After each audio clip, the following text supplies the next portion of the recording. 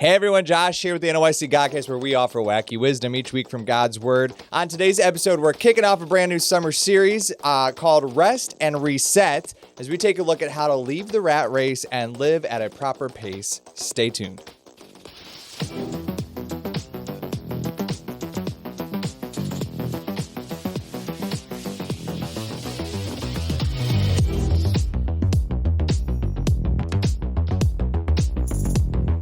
To be completely honest with you all, as we were kind of praying and trying to figure out what series to do here in July, I really wanted to skip this series. Not because it's not good or not needed or not necessary, but because it's deeply convicting to me. And so, you know, with camp being over, we're taking the month of July to tackle the topic of rest. And so tune in every week this month to watch us nap. It will be... Great. Great. Just kidding. I didn't know that. So how would you guys, table question. Oh, no. How would you define rest? Like just one pithy sentence. What is rest? Pithy? Pithy. Yes. Pithy, he said. I guess I should go first then. You said You just, I did first. Okay. Rest, I would say, is the lack of doing anything. Like you're just resting. Like you're not... You know what I mean? Yeah. Like that sounded like a very carnal answer. We will take it. Yeah, the lack of doing anything. When I think of resting, I think of recharging. Like getting yourself back to an original state. Yep. Come on. I really have nothing. She doesn't rest. I don't rest. So she needs to recharge. So a quick Google search relays over 6,070,000,000 results. Oh, That was on impressive. rest. That is That's a huge. lot of zeros. Which tells us what? Like everyone wants to know, what is this? What is rest? How do I do this? How do I rest, Google? And so, not arrest, Google. I didn't say that. How do you rest? Question mark, Google, question mark. So if there's one thing that people in our day and age are seeking, is to find rest amidst this rat race that we call life. Yeah. The problem is that we have a fundamental misunderstanding of what rest is and where to find it. Yep. That's kind of what we're going to talk about this month, a rest reset. Like not just like nap time, but like let's reset our minds on what rest actually is and why we need it. Yeah. So a Merriam Dictionary defines rest as freedom from activity or labor. Dictionary.com defines rest as to relax or recover. So those are, you guys basically gave dictionary answers there. In the Bible, though, I found this fascinating. Like I kind of wanted to write the whole podcast on this, but I knew no one would care about me. But the Bible tells us there are 28 different Hebrew words for the word rest. Wow. I had to count them. There were like crazy. 28 Hebrew words for rest. And then in the Greek, so the New Testament, there are 15 different words for rest. And yet in English, like as we're reading our Bible, we just read rest, right? And so that just defines them all. And so it's like one tone, one dimension for us as we read the word rest. And so that means that there's actually a lot more to this rest thing than we actually get at face value by reading our Bibles. So I find it fascinating that the 10 Commandments are given in the Old Testament, right? We know that the law is given in the Old Testament. And yet there is only one command that's not repeated in the New Testament. Any guesses which one? Well, depending on I would assume it's the Sabbath. You would be correct. She doesn't trust my question. That's what it is. If anyone else were asking, I would say the Sabbath. Recipe for this place. Yeah, so the only commandment not repeated in the New Testament is to keep the Sabbath holy, to obey the Sabbath. All the rest of the 9, you can find a reiteration of those commands. And so God, in all of his wisdom, reiterates all the commands except for this one. Now, complete transparency. I may or may not have abused this or weaponized this a time or two. Like, it's not unusual. So here at our church on Sundays, we do a lot on Sundays. Yes. Like, we're always working, moving, toting something. Like, we do a lot on Sundays. And so it's not unusual for someone to come to me and say, brother, Sunday's the day of rest, as they are on their way to their couch to snooze. And so a time or two, I may have said, I quickly remind them that we're no longer under the Sabbath. Like, we don't have that. Yeah. And then I've also tell them that the Sabbath wasn't a Sunday anyways. But that has nothing to do with this podcast. So if someone from Chick-fil-A saw this, yeah, they would They would be like, fundamentally... oh, no. But don't chicken. change it, because I need them open on Sunday or Saturdays. Right, that's true. But what I've come to learn over the years is that the reason God did not give us the Sabbath in the New Testament was not because it didn't matter anymore. It wasn't because, the New Covenant just didn't care about that one. That's not the reason. Instead, what we find is that the new covenant, so under the completed work of Jesus, we find an upping of the ante, right? We find this increase of what's required and what's being asked of us. So quickly, we'll just go through these real fast. You might remember in Matthew 5, Jesus explains that you've heard it said, if you lust after a woman, you've committed adultery. So the law said, commit adultery. Jesus said, up the ante, new covenant. If you lust, you've committed adultery. He says, if you've murdered, he said, if you don't like someone, right? He ups the ante. If someone takes your eye, offer them the cheek. There's more to that one, but you get the point. If someone takes your coat, offer them your cloak. And so on and on and on he goes. He gives the law, and then he says, I have come to up the ante to make it more so. And so we find that in the Old Testament, the people had what was called a tithe, right? So you've heard of a tithe. The tithe literally just means 10%. That's what the word means. And so they had to tithe 10%. They had to give what they had to the work of the Lord. And yet you get in the New Testament and there's no tithe. That is completely gone. Why? Because now, instead of giving 10%, the Bible says you are to give your 100% as a reasonable service, your entire lives as a living sacrifice. And so Jesus reminds us as he's ministering that he did not come to abolish the law, but to fulfill the law. He came to take what was partial and make it total, what was difficult and make it impossible. So, rest. It's good. Rest. So Sabbath was here. What do you think that means for the New Testament? It means we're supposed to sleep all the time. 24/7. Comas for everybody. Coma kinda sounds Christianity coming to a church near you. Next year's camp. Bring a sleeping bag. So if the Old Testament called for God's people to rest one day out of the week, what could be not less but more?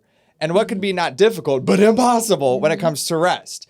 Like, do we see, like, people who obey the Sabbath, right? They nap on Sundays. They don't cook chicken on Sundays, hypothetically.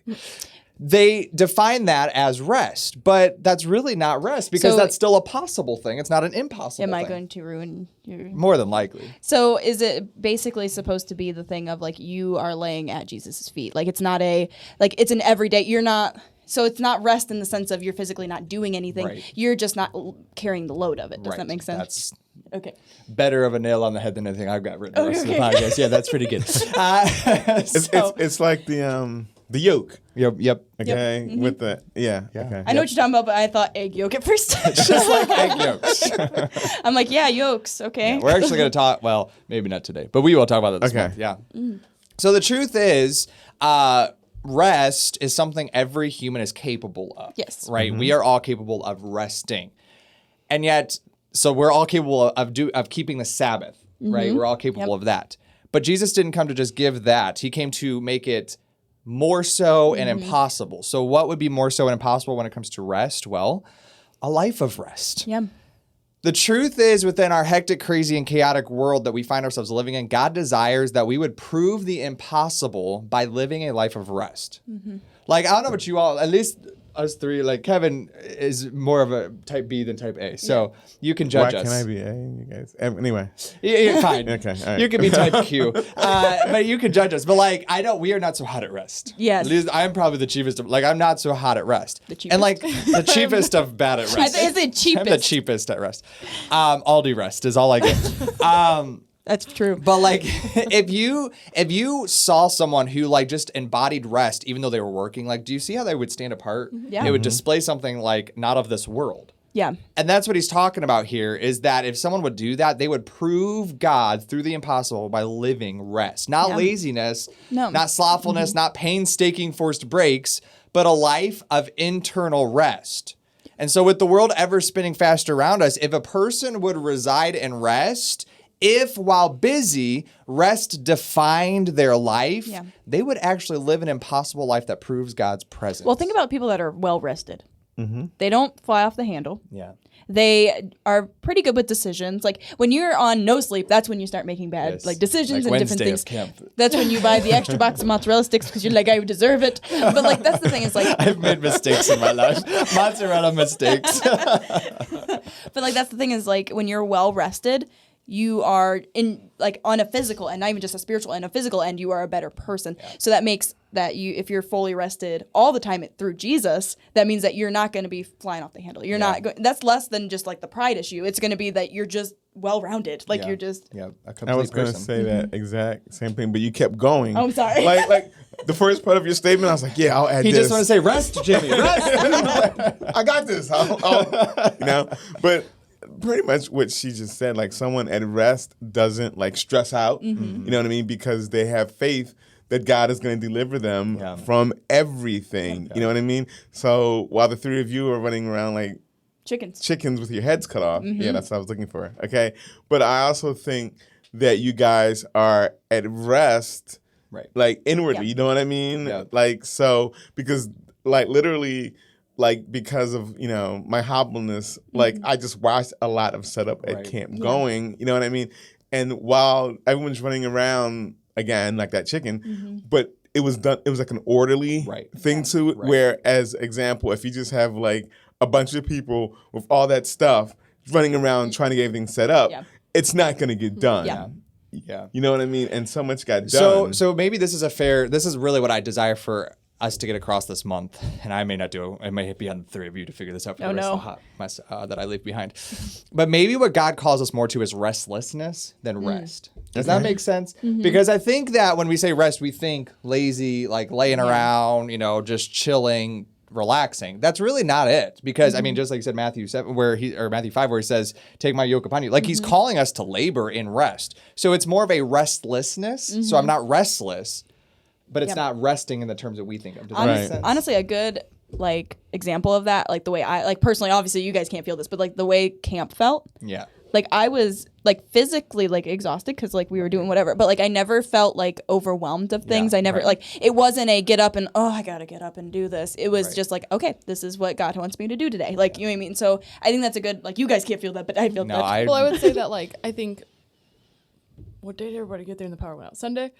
Oh, yes. So that was not rest. Prior to us going back to the camper, I felt that I wasn't, like I was not in a good state. But then we went and we laid it at his feet and we allowed him to carry it. And then the rest of the week, it was fine. Yeah. Like we encountered things that like we wouldn't normally. Like it was just fine. Yeah. I think it comes down to like God wants us to trust him, but we still have a part to do. Exactly. You know, like honestly, like we still have like the physical aspect to do it versus like the spiritual and maybe even mentally aspect to be at rest. Well, because if you look at Jesus in the gospel, like you have to read between the fine lines. But the fact, like Jesus, we know was perfect at rest because he was perfect at everything. So he was like the epitome of rest. But like you don't read of him being lazy. Yes. So like to define rest by laziness or just not doing anything is not biblical rest because Jesus didn't do that. Now we do find him sleeping in boats. We do find him, retreating away. But I think that was more of a spiritual thing than that they even tells. And they were trying to prove his godness or his humanness in the Bible. Yeah. And so, but we always find Jesus doing. I mean, we always find him seeking what God was always doing. You know what I mean? And so restlessness and rest are not, they're different. So to me, it's so convicting. So we're going to rewind way back. It's so convicting that the creation account, one of the very first things that God chooses to teach us about himself within his word is that he, the creator and sustainer of all things, this is what convicts me. He chose to rest.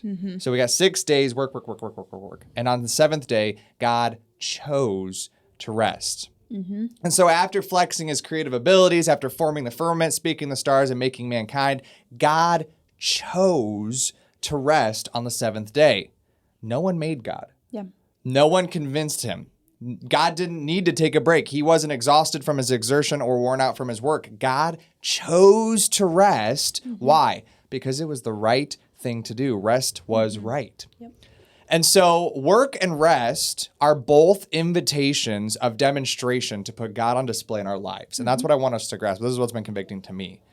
How often we look at great missionaries and preachers and workers of the Lord and we think, wow, look at what God has done through their life. I want that. And we should be about our Father's business. And yet to demonstrate God through work is only half of who our God is. Because in the creation account, he both worked and rested. And so to only display him through work is only to give one tone, one part of who God is. It requires displaying him in both. And so God, not only is he a God of work, but he's a God of rest. How few people in our day are equally willing to let God be known through their rest, through the way they live in rest. in the way that they progress in peace, and the way that they survive in solace, and the way that they take part without falling apart. They make God seen and known by their life of rest. A life that allows God to do, yet remains rested, is an impossible life that demonstrates deity. We're not talking about inactivity. We've already said that. We're not talking about inactivity. We're talking about God activity in a person's life. And so you can remain busy, you can remain meaningful in ministry, and yet be fully committed to rest. John 5:17, I just love what Jesus says here. Jesus tells us that God is always at work. He says, my Father worketh hitherto until I join. Basically, God is always working around us until I join him in that work. And so even in his resting, God is bringing forth results. Something is being accomplished even in God's resting. So it should be in the life of the saints. Truth be told, if God did not need to rest in the creation account, if he wasn't tired, and if it was for no other reason than giving us an example to follow, why did he wait till day 7? Did you grasp that? So I've heard this said before. God didn't need to rest, but he wanted to show us what to do, and so he rested. Well, then why wait till day 7? Why not start with rest? Why not wait till day 3 or 6? Why did he wait until the end? This is where I personally need a rest reset, because this really convicts me. The word rest in the Bible does not mean inactivity. It means a cease from activity. To rest is to give your life over to the efforts of another. It's to rely on the means that only God can provide in the world around you, and in faith trusting that he does not need you to keep it going. To rest is to appreciate, worship, and reverence what he has done, and to play your part in all of his creation. And so as God rested on the 7th day, God had done all of the work, and all that was left to do was to cease, to stop, and rely upon what he had accomplished. This is what it means to rest righteously. This is what he's calling each of us to do in a rest reset, to look at what he's done and to step back and allow God to have control, to surrender to him, and to play our part in his grand scheme, knowing that he's got this and doesn't need us. That's what rest means. And that's what rest reset is. Very good. Thoughts, comments, concerns, questions? Bo. Bo? I like you too, but not that much. Wow. Wow. I was just thinking that, like, the reason why we have a hard time with rest is that in our flesh, rest is the laziness. Rest is the... And that I struggle with. Like, that I do have a problem. I don't have that in me. That is a problem. But that's not what we're talking about this month. But when you're working, though, like when you're doing God's work, okay, like if you were trying to do these things on your own, there's a point to without God, after you finish a task, like you are physically, mentally, and spiritually exhausted. Right. Like there's nothing you can do, okay? But with God, you will only be physically tired because your body, the way it's built, you get physically tired. You know what I mean? So as you're doing God's work, yes, you're becoming physically tired. That's how your body works. But you're not getting tired of doing God's work. You know, the funny thing is, though, is that even physically, God is able to manipulate your body to be able to do things. Like, so like for me, I have pain in my foot currently. That's not your foot. This is not my foot. But I was just, would you like me to bring my foot onto the table? I don't. It's been done before. It has by you. You had cool socks. I don't have socks. That would be embarrassing. This would be. So I have a pain in my foot that's been hurting me for like months and months and months. The whole week at camp, it didn't bother me. Not once. You walked a bit too. Yeah. I did. I walked a little bit. So like that's the thing is like even on like that's something I didn't even realize he did until like I got home and I'm like, my foot hurts. God. I thought we had something good going. But like that's the thing is like even physically, you may not even notice it though in the moment until you get done with it. That's that, and both of what you have said, I think that's what we miss is that God is talking about a spiritual rest, not a physical rest. So they can go together. They don't necessarily have to go together. There will be times where you will be very physically exhausted yet very spiritually refreshed. I was thinking about when Jesus is talking to the Pharisees and he says that the Sabbath is the people are not for the Sabbath is for the people. I think I got that right. That's not a quote directly, but the gist. And then remember the scene where he talks about, you know, which one of you, if your donkey falls in a hole on the Sabbath, you don't go get him out. What's he saying? It's that you're so worried about the physical that you're forgetting the entire point. You can go do that and you're thinking, oh no, I broke the Sabbath. And he's like, no, it's about spiritual rest. Yeah. And so that's been the aim all along, is for us to recognize, listen, God is in control of our foot and our donkey and everything in between. Wow. And he has got I need that this. on a t-shirt. Next year's camp shirt, God is in control of your foot and donkey. And everything in between. Everything in between on the back. That'll be the back, yeah. So part of it, theologians, I always say that wrong. Theologians? Yes, that, yeah. So I don't remember where it is in it, but it talks about never grow weary of doing good. Okay. So that's pretty much like what he's saying is like, no matter what, don't grow tired of doing good. So always being at rest in doing good. I believe that's 2 Thessalonians. Almost positive that's 2 Thessalonians. Okay. What about the first one? That verse is not in the first one. Okay. All right. Well, I'm excited for this month. We have 5 weeks this month, and so we'll be pouring through rest for the next 4 after today. So stay with us. I hope it's challenging to all of us. I think all of us at this table need to just reset our mind on what rest means. Today's considerable quote says this: rest declares our dependence upon Jesus. It shows that we genuinely believe he's in control and doing the work. It shows that we look to him to define us and sustain us. Perpetual exhaustion and depletion say the opposite. And that's by Marianne Howard. So this is actually from the book I may or may not have right here called Rest. Rest. By Marianne Howard. Such a wonderful, it's a very small book, but such a wonderful, wonderful book. This has been so meaningful and impactful to my life. We're actually giving away a free copy of this book this month. We've never done a book away. We've talked about it literally for years, but this just paired so well with our podcast this month. And so you can enter to win Rest by Marianne Howard a few ways. You can comment or share the podcast on social media. And every time you do this month, we'll enter your name in, and on the last episode, we'll draw a winner. But I highly recommend this book. If you would like to purchase this book, you just don't think your chances are good, or you don't like sharing anything, I know you too. If you just want to purchase this book, we'll have a link in the description of this on how to purchase this book. And so I highly, if you're a workaholic, if you are not a workaholic, if you are busy, or if you are lazy, or anything between, if you have donkey problems or foot problems, this book is for you. It is a great book. I highly, highly recommend it. And so we're excited to give that away. Make sure to enter to win. Today's featured content is Just Breathe by Jonny Diaz. That song's getting old. It is. As I was looking that up, like, yeah, it's a little sad. Why is it sad? It's not going away. We're getting old. No, it's not going old. I thought that was a recent song on the radio. No, that's been away for quite a while. Today's trivia challenge is this. What does the word Sabbath mean? Seventh, A, seventh. B, rest. C, cease. See what I did there? D, peace. See what I did there? Yeah. Rest. Seventh, rest, cease, or peace. Well, we're excited now that camp is behind us. We're excited to start kind of a brand new segment on the episode if you make it this far. And every week we're going to announce birthdays for the week. So these are the folks in our NYC family who attended the 2023 birthday. And so we want to say a birthday shout out to Tami Baldwin, Daniel Williams, Caleb Baldwin, Levi Bertram, Ben Parsons, Cassie Moore, and JJ Pyles, Hinata Bennett, and Anderson Steinmetz. That's a lot of sixes. Happy birthday this week. We hope it's a great one. We will eat cake for you. Some place. Yeah. Yes. Okay. Time.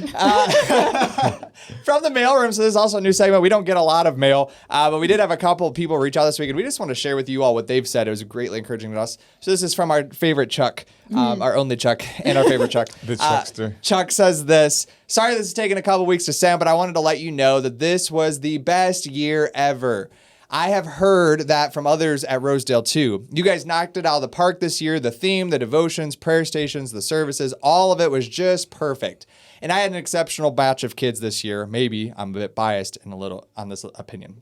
Also, I love the podcast. I love that he writes pod and cast in 2 words. Yes. Yeah. He says, I was late to the show and I'm several months behind, but catching up quickly. I have found it to be the perfect way to start my day and listen on the way to work every day. I am praying for you guys always. Keep up the good work. You guys really are changing lives. Love you all, Chuck. Oh, Chuck. Can we all just say, oh, Chuck. We love Chuck. This one is a comment from Turnia Walker on YouTube. She says this: our 4-year-old and 6-year-old asked to listen to the foundation song, This House, every day. today. We had an amazing time. Our kids walked away renewed, rededicated, and revived. Notice the 3 R's. I love that. Thank you all for what you do. What a blessing it was and still is. This will never leave our kids. Love you all. Aww. Thank you all so much for taking the time to reach out to us. It really means the world to hear back from you all.